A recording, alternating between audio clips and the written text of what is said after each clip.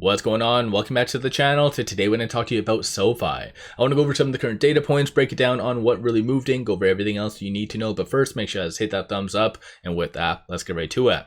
So SoFi went down 5.98%. So it did get hit rather hard, but as did the broader market. 2060 the low, 2176 the high, and a fair amount of volume. So 88.9 million shares being traded. No news from SoFi, no SEC filings or anything along those lines. There was a new analyst rating. So initiated coverage, 2050 price target, and that was from Redburn. So pretty good stuff, bringing up the average slightly. So now over the last 3 months, 1887 is that price target, representing a 11.12% downside. I do anticipate though a couple new analysts to give ratings probably over the weekend, because there still is a good about 3 or 4 that have yet to do that always kind of give ratings. So anticipate some to come out over the weekend.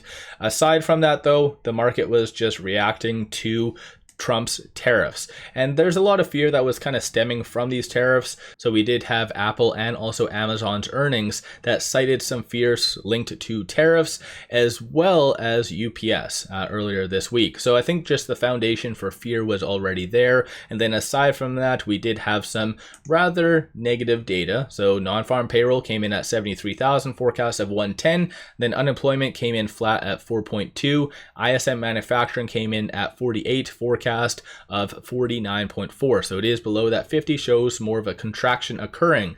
And similar to last week, we had 2 different manufacturing data points. So far all signal a little bit more of a slowing. That is not good, but potentially inversely, that is maybe justifying of a rate cut, because you did see this jump up like crazy. So yesterday there was a 37.7% likelihood of a 25 basis point cut for the next meeting in September. So September the 17th. Now that did shoot up to 86.4% because of all this crap. So in reality, that's kind of a good thing. Just Powell did mention a couple days back that he's not even looking at cuts for September. So hopefully he does the right thing and does a cut. But I know a lot of individuals want a 50 basis point cut. If that is to come, I feel like things have to get worse before they get better, in my opinion, for Powell to really commit to a 50 basis point cut. But nonetheless, that's one thing that did really influence the market. On a positive note though, I feel like this jump up right here was not actually influenced in the price. So the market did not start to actually realize and price in a 25 basis point cut. So again, something just to keep in mind. Aside from all that though, you did have shorts return 184,000 shares, 10.4% of the free floats being shorted, works out to be 121.17 million shares overall are being shorted. And as I mentioned a couple of videos back, I do anticipate over the next, let's say 2 quarters for the most part, shorts to gradually return some shares, and it seems to be somewhat playing out. So pretty good stuff as far as that. Cost to borrow minimum is negative 0.22, so that's actually very, very low. So there is some brokers out there trying to really incentivize some shorting, because of course with the cost to borrow minimum, that means some brokers are actually paying some people to short. But nonetheless, nobody seems to be really willing to commit and bet against SoFi, and rightfully so in my opinion.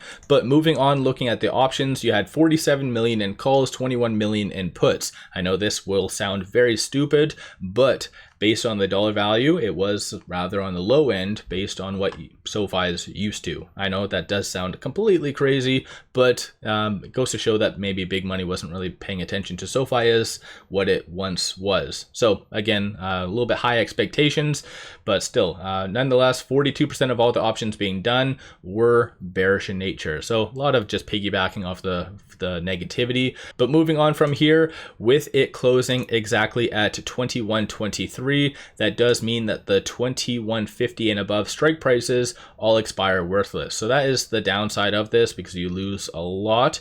But nonetheless, you have 12,000 at the 21, 2,000 at the 20.50, 9,000 at the 20. As a entirety, it does look like about 39,000 in the money options. So roughly around 3.9 million shares do need to be covered.